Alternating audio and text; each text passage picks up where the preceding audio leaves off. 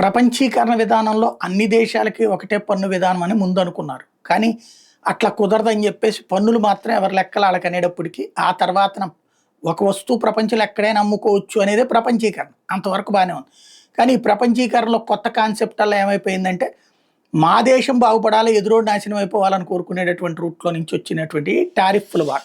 America దగ్గర నుంచి పాపం నిజంగా చెప్పాలంటే వాళ్ళు బాధితులే అని చెప్పాలి. వాళ్ళ దేశం నుంచి ఉత్పత్తి అయ్యేటటువంటి వస్తువులు ప్రపంచం అంతటా అమ్మకాలు తక్కువున్నాయి. ఎందుకు అంటే ఎక్కువ పన్నులు వేయటం వల్ల. అదే సందర్భంలో ప్రపంచంలో ఉన్నటువంటి వస్తువులన్నీ అక్కడ అమ్ముడుపోయినాయి. ఈవెన్ అమెరికన్ వస్తువులు అమెరికాలో అమ్ముడుపోయాయి. ఎందుకని అంటే అన్ని దేశాలకు సంబంధించినటువంటి వస్తువులకి అక్కడ పన్నులు అతి తక్కువగా ఉండటం. మన మందుల దగ్గర నుంచి అన్నీ కూడా. ఓ రకంగా అదొక బాధితురాలు. ఆ విషయాన్ని గమనించినే ట్రంప్ దాని మీద సీరియస్ ఎఫర్ట్ పెట్టింది. అంతకుముందు ట్రంప్ ఉన్నప్పుడే 10% సుంకాలు తీసుకెళ్ళాడు. అప్పుడు 10% లాభాలు వచ్చినాయి. దాన్ని ఇప్పుడు పెంచడం అనేటటువంటి కాన్సెప్ట్. అట్లాగే అమెరికా మీద పన్నులు తుంచడం అన్నటువంటి కాన్సెప్ట్‌తోనే కదా అతను చేస్తున్నటువంటి హడావిడి.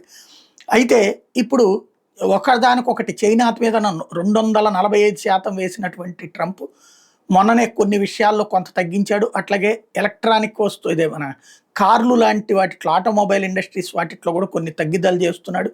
మరొక వైపున చైనా కూడా తనకి నష్టమయ్యేటటువంటి విషయాల్లో అమెరికా వస్తువుల మీద టారిఫ్‌లు తగ్గిస్తోంది. 125% టారిఫ్ ఏదైతే ఇదేన్ ఇంపోర్ట్స్ మీదన ఇదేన్ మన దీనికి ఇదేన్ గ్యాస్ ఇయన్నీ అంటారు కదా!